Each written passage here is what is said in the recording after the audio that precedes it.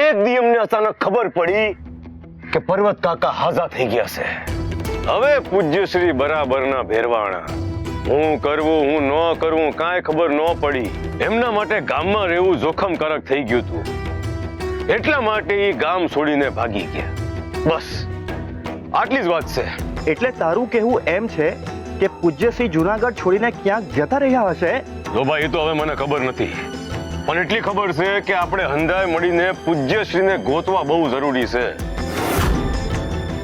હું મારા માણસોને કહી દઉં છું કે પૂજ્યશ્રીને ગોતવા માટે લાગી જાય. એ મળશે તો જ દૂધનું દૂધ ને પાણીનું પાણી થશે.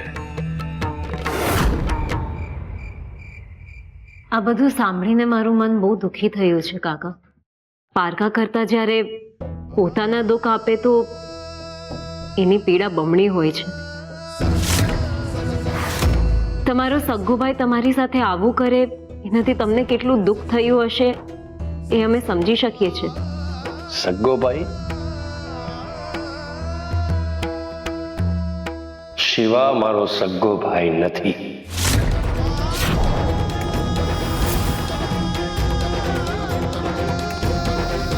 એ 2-3 વર્ષનો હતો ત્યારે હું એને જુનાગઢ લઈને આવ્યો હતો અને આવીને બધાને કહ્યું કે આ મારો નાનો ભાઈ છે.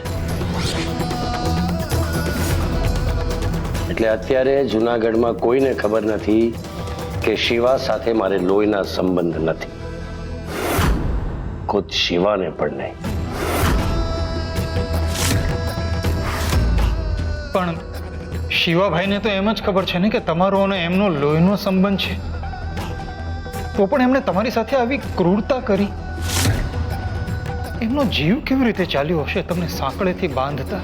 જે પોતે લાગણીમાં બંધાઈ ન શક્યો એણે મને સાંકળેથી બાંધ્યો. મારા જીવનનું આ જ એક સત્ય છે જે હું નકારી નથી શકતો. કદાચ શિવાભાઈને તમારી બીક લાગી હશે એટલે જ જુનાગઢ છોડીને ભાગી ગયા હશે. ના હોય, શિવા જુનાગઢ છોડીને ક્યાંય જઈ જ નહીં શકે. એ જુનાગઢમાં જ કશે હશે. પૂજ્યશ્રીને શોધતા શોધતા તો હાંસ પડી ગઈ, પણ તો એ પૂજ્યશ્રીની ક્યાંય ભાટ ન મળી. મને લાગે છે કે પૂજ્યશ્રી જુનાગઢમાં હશે જ નહીં. તો પછી આપણે એમને જુનાગઢમાં શું લેવા ગોતીએ છીએ શ્રવણભાઈ? આજુબાજુ ગામમાં તપાસ કરવી જોઈએ. આજુબાજુના ગામમાં જઈને ટાંટિયાની કઢી કરવી છે? હે? અરે આ જુનાગઢ જ એટલું બધું મોટું છે ને કે એમને શોધતા શોધતા વાર ધોળા થઈ જાય. તારી વાતો પરથી એવું લાગે છે કે પૂજ્યશ્રીને શોધવાની તારી દાનત જ નથી.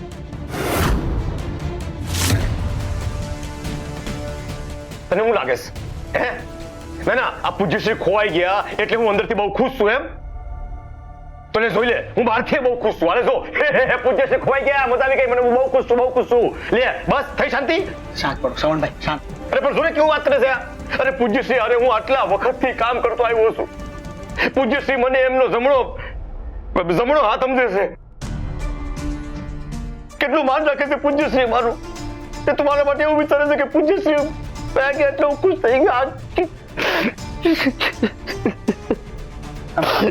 પાણી પીવો.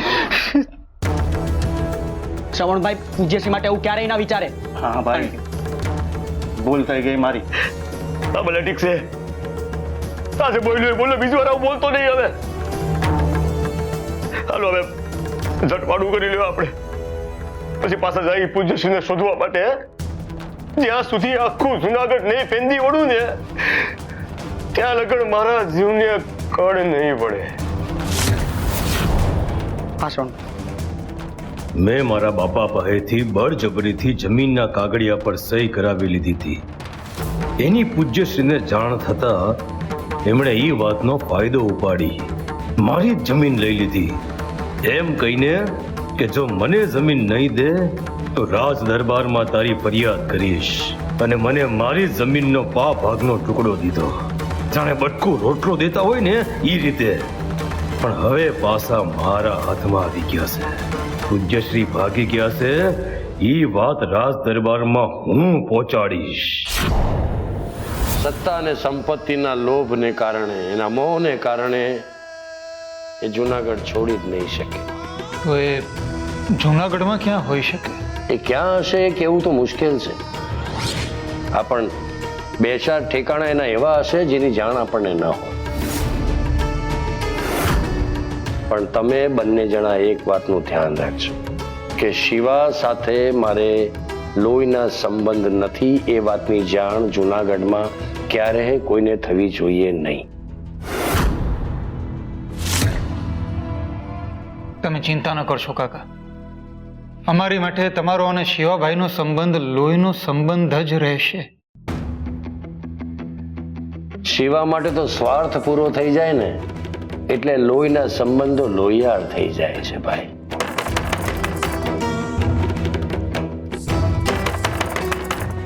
ખુલ્લું જ છે, અંદર આવો.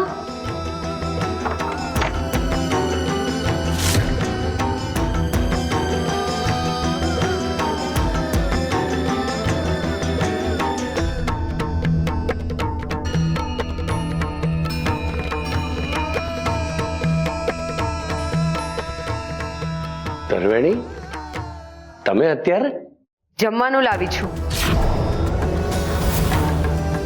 અને આ પોટલામાં કપડાં અને વાસણ છે.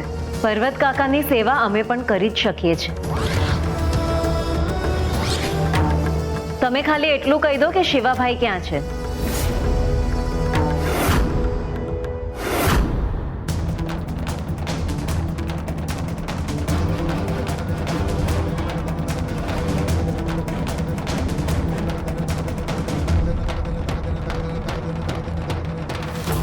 મોટાભાઈ, ઘરનો ઉમરો તમારી વાટ જોઈ રહ્યો છે.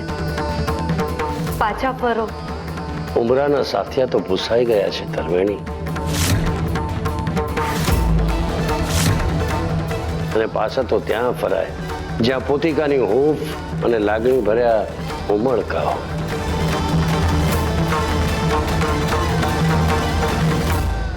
અત્યારે તો તમારી લાગણી અને હૂંફની જરૂર મને છે. અંતે તો એ તમારું જ ઘર છે.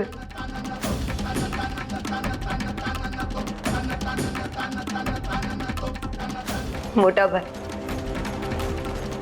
ફરો ને પાછા. એ ઘર મારું ક્યારે પહેલા પણ હતું જ નહીં. મારું ઘર તો આ જૂની ડેલી છે, અને આ મારો ભત્રીજો ને વહુ મારા પોતિકા, અને એમની લાગણી મને શાતા આપે છે. તો અમે તમારા કાંઈ જ નથી મોટાભાઈ. તમને તકલીફમાં જોઈને ખરેખર મને બહુ જ દુઃખ થાય છે. આટલું જ દુઃખ થતું હોય તો પછી કોને કે શિવાભાઈ ક્યાં છે.